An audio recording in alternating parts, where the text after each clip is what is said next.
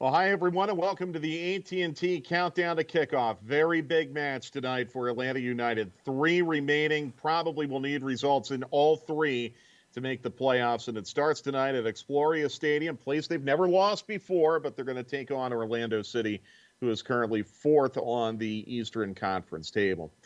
Jason, I mean, there's no way to sugarcoat it. There's no margin for error right now for Atlanta United, and a big reason why is because they did not get a result Saturday against DC United. Yeah, you hate to drop home games in general. You hate to drop home games against a team that is lower than you in the table. And at this time of the year, every point means something. And this one had some twists and turns in it. Atlanta was the better team in the first half. Very attack-minded starting lineup. Marcelino Moreno forced a big save from Bill Hamid at the 45-minute mark, hitting a half volley from about 22 yards out.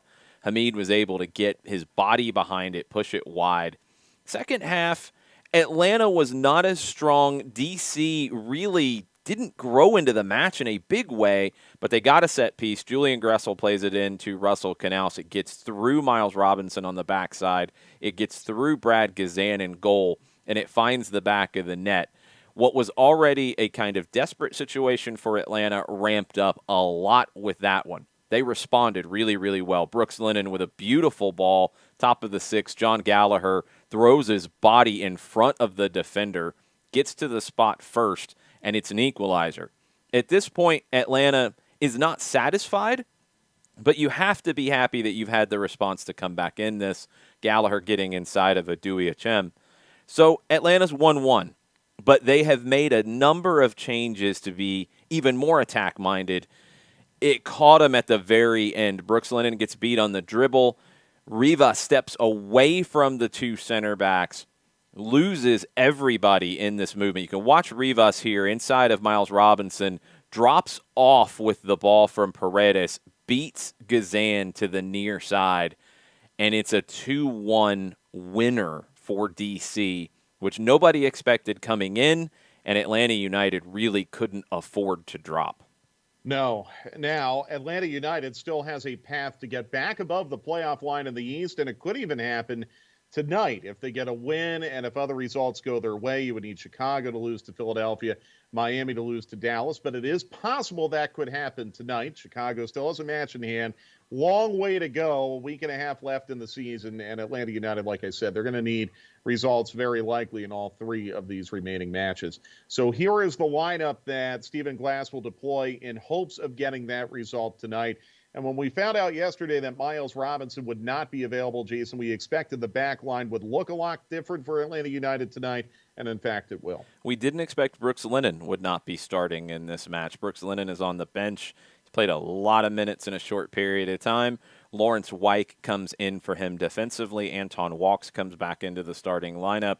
We're expecting that Wyke will be on the outside. Walks will be paired up with Fernando Meza. That could go either way. That could actually adjust as the night goes on if needed. Midfield trio returns from Saturday. Mo Adams sitting behind Mateo Sosetu and Marcelino Moreno. And then up front, there is a change. Adam John comes in to lead the line in place of Kubo Torres. Ezequiel Barco gets another start on the left wing. Jurgen Dahm on the right. Kubo Torres kind of struggled to find his way with this front five in a lot of ways on Saturday. We'll see if Adam John has any better luck connecting with this group. John has proven to be a good player in build-up, a good player you can play a wall pass, a 1-2 with. Atlanta United, Barco, Dahm, Moreno, Josetu will need to look for him in the early phases of the build-up, play off of him, but then also look to feed him inside the 18. He does have a goal against Orlando this season. Yeah, an epic goal, a shush the crowd goal at Orlando on Saturday of Labor Day weekend. If it doesn't work out, though, with John, or if John just gets fatigued, Stephen Glass is going to have some options off the bench. Kubo is one, and John Gallagher is a big option, too, and boy, did he respond when called upon on Saturday. Yeah, John Gallagher could be an option for Ezequiel Barco or Jurgen Dahm as well. That's one reason John Gallagher has seen the field so much here in the second half of 2020. He can play a number of different positions for you, and he's proven to have a nice eye for goal, a nose for goal. That one, he just dives in front. But Gallagher scored a variety of ways. His movement off the ball is very good. He doesn't stop working. He puts defenses under pressure with that constant movement. He will fight for the 50-50 balls. He's able to win a ball in a scrappy way in a tight space. And he's got some really nice technical skills. The goal against D.C. that started with Gallagher fighting to win it back, but then playing a series of passes, beautiful team goal. That is prime John Gallagher. I think we look at some of the ways he sacrificed his body at times, diving in for headers, diving in front of defenders, slashing across in front of the goal. We don't give him enough credit for his technique, for his technical ability. His first goal is another prime example of that, where the first touch gets away from him just a little bit, and then he hits a half volley and rips it with the left foot, scoring his opener on a season that's brought him 4 goals on the year. An unexpected leading goal scorer for Atlanta United, John Gallagher. Well, Orlando City's goal-scoring leaders are a little more expected, and Chris Mueller is at the top of that list. And I don't know how much of Chris Mueller we'll see tonight. We haven't seen a ton of him this year in Atlanta United's matchups against Orlando City, but he has been very, very impactful when he's had a chance to play. Yeah, Chris Mueller started this season red hot. It's dipped off just a little bit, but where Chris Mueller can hurt you consistently is his willingness to go 1v1. And he's a little tricky to follow. He's not a traditional guy who's going to step over the ball 27 times and have a lot of moves. He's very quick, and his movement cutting inside or cutting outside is very difficult to defend against. But it's not just the 1v1s for him. It's not just setting up others, although he does that really well. It is his ability to get in and score goals himself. Good speed from Chris Mueller. He's able to do a little bit of everything, and that's what this front line for Orlando has shown that they can do this season. You've got Nani, you've got Mueller, you've got DK, who can all score goals themselves, but all of them can combine and create for the others as well. That's what makes this whole front line very difficult to deal with. If Mueller regains that top form that he had early in 2020, he'll be a handful tonight. You mentioned Mueller's dipped a little. Orlando as a team has dipped a little as well. Now, of course, they're coming off a 2-1 loss pretty much at the death to Miami on Saturday. Prior to that, they had been playing to a lot of low-scoring draws. And some of the goals that they have been giving up lately are reminiscent of Orlando goals allowed in, say, 2018, 2019, and that's not necessarily a good thing. Yeah, you're going to look back at these goals that Orlando's given up, and you're going to see a few common threads here. Inside the final third, when you get their defense moving and having to turn and adjust, they do have some problems. You can combine inside the final third.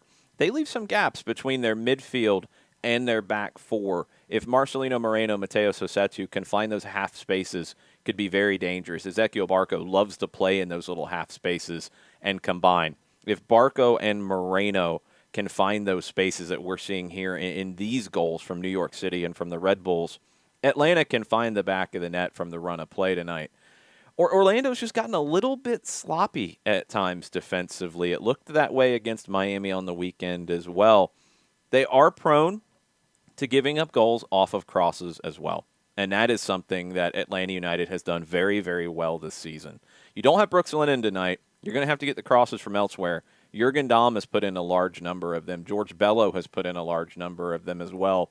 Don't be surprised to see Marcelino Moreno drift out wide and look to fill some of that space on the right side and put in some crosses.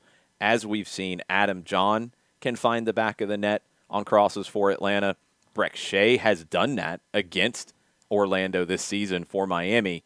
It was John's beautiful goal on a cross from Mulraney that rescued a point for Atlanta. Can he do it again and maybe a little bit earlier in the night this time, please? Yeah, and maybe to win the match as opposed to get a draw. Atlanta United, 1 point tonight would not end anything by any stretch, but the ideal result, you really, really need to get 3 going into that weekend home match Sunday night against Cincinnati. Again, Atlanta United gets back above the playoff line in the East tonight with a win, a Chicago loss to Philadelphia, and a Miami loss to Dallas. All three of those things can happen. We're just going to have to wait and see. Mm-hmm.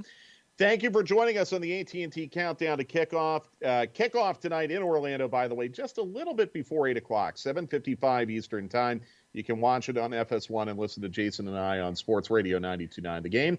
And we will see you Sunday night for our final home match of the 2020 season, Atlanta United and Cincinnati, here on the AT&T Countdown to Kickoff.